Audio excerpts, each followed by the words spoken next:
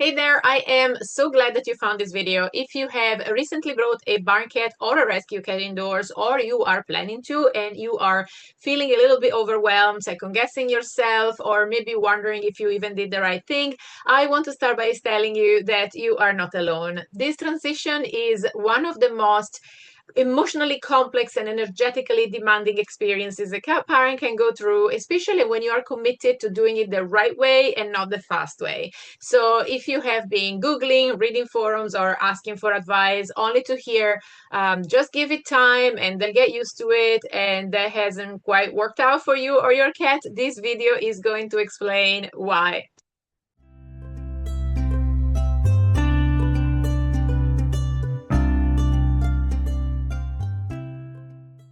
So let's talk about what we get wrong about barn cats or rescue cats. I'm Paola Tonibelli Davis, the holistic cat specialist and founder of the Holistic Cat Club, and I help you and your cat live extraordinary lives together by unlocking the secrets of natural remedies and positive training, because not having alternative options should not be an option. Now, when people think of barn cats or rescue cats, they often picture rugged, independent survivors, cats that don't really need humans, that kind of cats that fend for themselves in fields and feed rooms and sleeping under bushes or bridges and chasing mice at midnight. But the truth is that survival mode comes at a cost. Most barn cats or rescue cats aren't confident. They are actually hyper vigilant.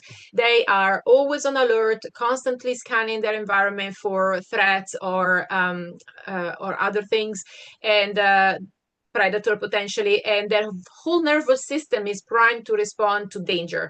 This is not being wild and free. This is actually stress physiology.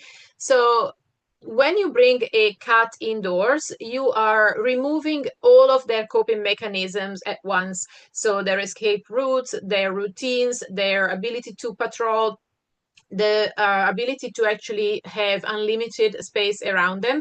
And you are taking a highly sensitive, independent creature and putting them in a small box of sensory overwhelm, because you have to look at the world with their eyes, and this is what it is for them. And it is full of artificial smells and strange sounds and also unfamiliar energy in general. So it's no wonder that so many of these cats completely shut down, or maybe they ramp up into panic behaviors or unruly behaviors, let's say. So what is the hidden trauma behind these behaviors?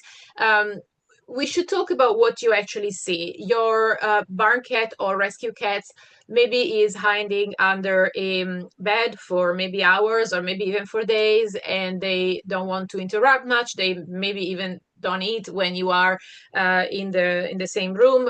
They wait until you go to bed and you disappear to actually come out, and they're taking a few bites from the food that you left for them. Or maybe they hiss or they bolt every time you move, and some yowl all night at the door, trying to escape, and others go completely silent, for example, and they seem like they have disappeared into the walls. So these are all behaviors that show this is not being stubborn. It is actually, they show trauma. These behaviors show trauma. And you see, trauma is in cats doesn't always look dramatic. Sometimes it does, but not always. And it can be really quiet, like a frozen, shutdown mode. And often we do miss those signs because we're looking for action and more overt expressions of trauma. And we're waiting for that moment when they maybe lash out or scratch the couch.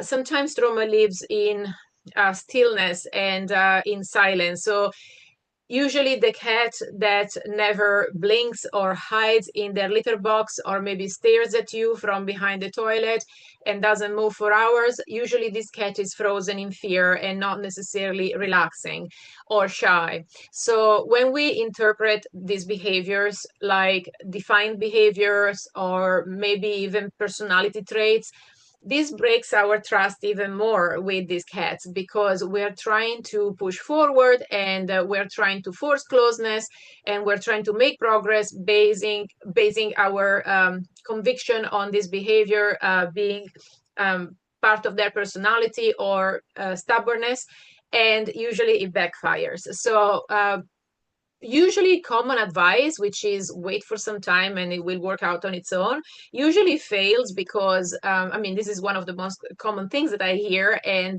they say, oh, I gave him time but nothing has changed. And you know, I do get it, because you are patient, and you've done your part, and you have given them the space that they need, and you didn't try to pick them up or maybe chase them around, and this is all okay, but still it feels like you're living with some kind of ghost, or a cat that doesn't really want to interact. And obviously a lot of people want a cat to actually be able to interact with them, and also to see them happy inside. And because there are lots of reasons to keep a cat inside, we'll get to that later. But yes, the problem is that time alone doesn't heal trauma, because you need time, but also intentional and safe interactions, because that's where the healing happens. So it's pushing that line, that challenge line, is pushing that those boundaries slightly, but ever so slightly, but definitely and consistently, to give your cat a chance to express a different behavior. So you can give a scared cat, for example, 3 months of silence and space, and still at the end of that, you have no progress, because this cat doesn't feel safe, and time just deepens the mistrust and just makes them feel stuck in their trauma. And it's like their brain gets stuck in like a loop, where they believe that indoors equals scary and humans equals unpredictable, and they better hide, basically. So this is why a passive approach often fails. And what works is a more structured environment that supports this cat's body and their senses and their instinct, but also gently reintroduces trust. So this is what we do inside the Holistic Cat Club. We don't just chase good behaviors. We also create a sanctuary where when a cat feels that there is a sanctuary around them, and they feel that they are in a place where they feel safe, this is when behavior changes on its own without too much struggle. So let's discuss a little bit about this nervous system shift that needs to happen. So I'd like to introduce a really important idea here, which is that your cat's behavior is always a reflection of their nervous system state. So when a barn cat or a rescue cat comes indoors, for their benefits, of course, and their safety, but they don't know that yet, their nervous system doesn't know how to turn off. So they're still wired to fight or flight, and basically they're wired for threat detection. So unless you actively create an environment that constantly signals safety, and slowly introduce them to new routines and new ways of being, not just physically, but also energetically, that survival mode usually doesn't go away. So your job isn't to just train them out of bad habits, but it's to help them see the world differently. So help their body literally learn what safety feels like again. And this starts with the right environment, the right pacing, the right rhythm, and the right human energy, because the energy you bring into the picture is also really, really important. So another thing that we want to discuss, in fact, is the emotional side for yourself. So we want to really be aware of what happens in this transition, because being very real, this is hard. You're taking a cat that is used to the outdoors and to living outdoors on their own, and adapting to new ways of living for both of you is definitely hard. You're doing everything you can, and still sometimes you feel like you're not connecting with your cat I know that this is very frustrating, and it's also emotionally really exhausting, and especially when you are giving it time and nothing changes.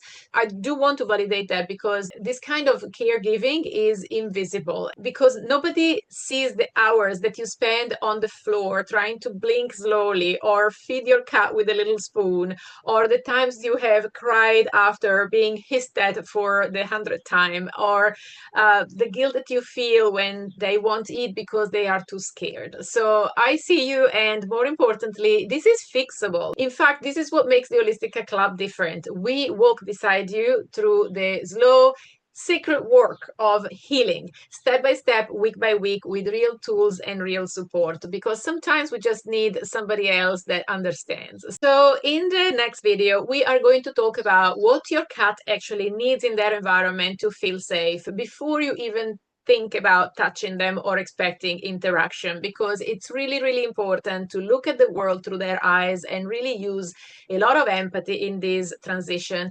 And we will also go over 5 core pillars that turn your home into a regulated, emotionally supportive space. These are the pieces that most people skip, but once you put them in place, your cat will feel the shift, and you will too, of course. So you will start to see those little moments the first time they come out of hiding, or maybe eat in the open, or maybe blink at you and really actually look relaxed. That's the start of the transformation. So this is what we are going to discuss next. If this video resonated with you, and if you felt seen or understood, leave a comment and let me know where you're at in your journey. I read every single one. And if you are ready to go deeper, I invite you to check out the Holistic Cat Club, and the link obviously is down in the description of this video, because this is where real transformation happens. And I will see you in the next video.